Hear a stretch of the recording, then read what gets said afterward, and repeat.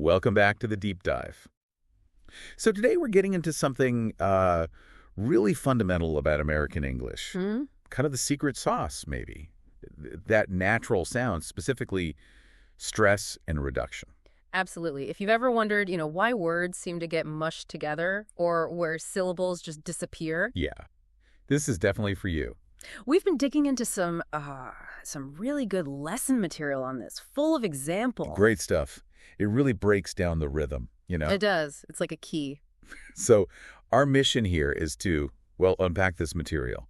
We want to get at the core ideas, the mechanics behind that American English sound. Right. And help you, the listener, both hear it better and maybe even use it yourself. Exactly. We're going to figure out why something like important so often ends up sounding more like. Important. Yeah. In just like normal everyday chat. Okay, so let's dive in. Where do we start? This idea of rhythm. Right. The big concept is that American English has what linguists call a stress-timed rhythm. Okay, and that's different from other languages. Yeah. Yeah, quite different. Some languages are more syllable-timed, think Spanish or French maybe, where each syllable gets roughly the same amount of time. It's more even. Like a metronome, almost. Sort of, yeah. But English isn't like that. The timing hinges on the stressed syllables.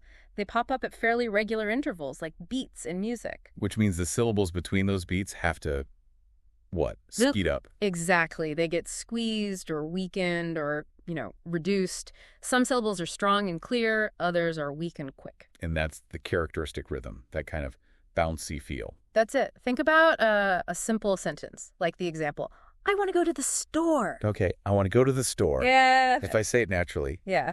want and store feel like the main beats. Right. Those are the stressed words, and the little words in between, like to and Have to the. fly by. To the store. Almost. Precisely. That first to is like to, the second one, maybe to, the is through.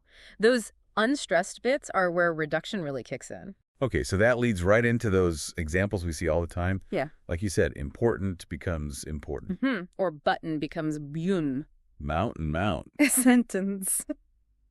And it's not wrong or lazy speaking. Not at all. It's just a natural result of this stress timing, especially when people speak quickly. Got it. Now, there's a specific way some of these happen, right? Something about the tent sounds. Yes. The glottal stop. This is a really common feature. Okay. Glottal stop. Sounds technical. What exactly is it? It's actually pretty simple. Think about when you say, uh-oh. Uh-oh. Okay. Feel that little catch or stop Mm-hmm. right in the middle between the and the yeah. Yeah. Like a little pause in my throat. That's it. That's a glottal stop. Yeah. Your vocal cords just slam shut really quickly, cutting off the airflow for a tiny moment. Huh. Okay. So instead of pushing air through for a clear tint sound, you just stop it. You got it. And this happens a lot with the tint sound in American English, especially before an N sound at the end of a word or sometimes in the middle, like in button. Exactly. Instead of button, you often hear bungen. We use that little symbol to show the glottal stop. Okay, boon. Let me try. Ooh, yeah, I can feel that catch instead of a T. Right. Or important can be important. Kin becomes kin. Written often sounds like Ryan. Right, wow. Okay, it is subtle, but once you tune into it. You hear it everywhere. It just makes the flow smoother sometimes. So if we put that in a phrase, the example was, it's important to bring a button to the mountain. Right. Say that fast, naturally. It's important to bring a button to the mountain. See? Yeah. The tint is important, button, mountain, they just kind of morph into that throat catch. Huh. It's just efficient, really. And this reduction thing, it's not just the glottal stop, right? It happens to lots of common words. Oh, definitely. The glottal stop is just one mechanism. Many words get reduced in other ways, too. Like? Well, we already mentioned important becoming important. Then there's bottle, which often sounds like bull. Bourgeois.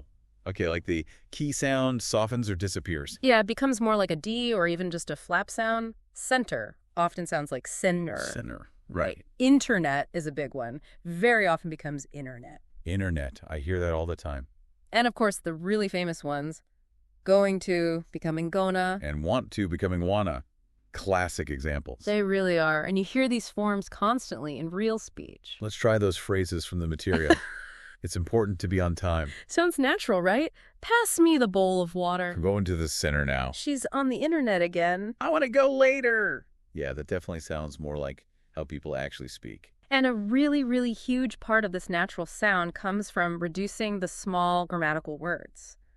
Function words. Function words. You mean like prepositions, articles? Exactly. Prepositions, conjunctions, articles, helping verbs, the little words that provide structure but not the main meaning. Right. The nouns and verbs carry the main weight. So the function words, they just get de-emphasized. Pretty much always. Unless you're deliberately stressing them for contrast or clarity, they get reduced almost automatically in the flow of speech. So besides wanna and gonna, what are some others? Well, give me often becomes gimme. Gimme. Frequently turns into loada. Loada. Like a load of people. Exactly. A load of people. And even and can shrink right down to just an N sound, especially between two nouns. Oh, like salt and pepper. Precisely. Salt and pepper. Or rock and roll. You really do hear these constantly. I want to eat. She's going to call you. Give me a break. It's a load of people here. Cream and sugar. It's standard stuff. Totally standard. And you really hear the rhythm when these reductions string together in a sentence. Take, I want to eat a load of food and go to the store. Okay, let's try that reduced. I want to eat a load of food and go to the store. Okay. Want to eat load of food, go store. Those are the beats. Yeah, the other little words just fit in between. Wow, that really does highlight the pattern. It does. And understanding this isn't just about single words or short phrases, it's about whole sentences, whole paragraphs even. Which is key for sounding more natural yourself, but maybe even more for understanding others. I think so, yeah. Because native speakers do this without thinking. If you're expecting every word to be perfectly enunciated, you'll miss a lot. Okay, let's try some of those longer example sentences. It's important to know. Sounds right. You got a bowl of soup.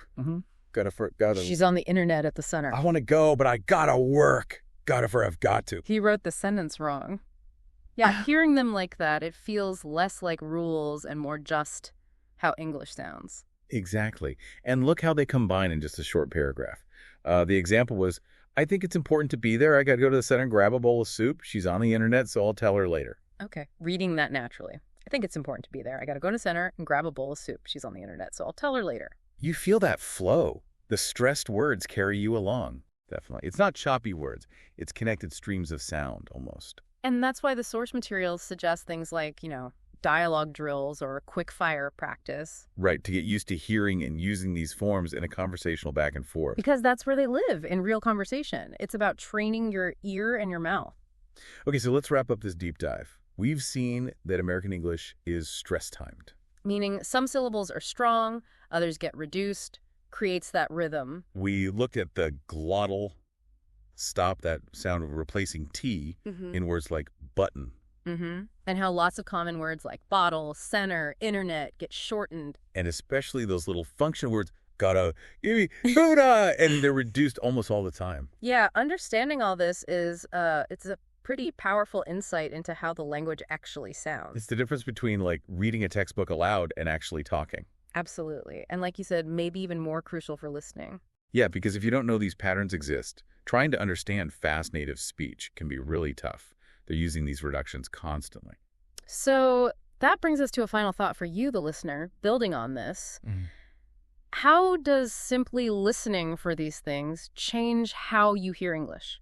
Like if you consciously try to notice the glottal stops in movies or catch every gonna and wanna you hear day to day. Or listen for that stress-timed rhythm itself. Exactly. How does actively listening for these features start to retrain your ear? Does it make native speech seem less like a blur and more like what pattern you can recognize? Something to think about.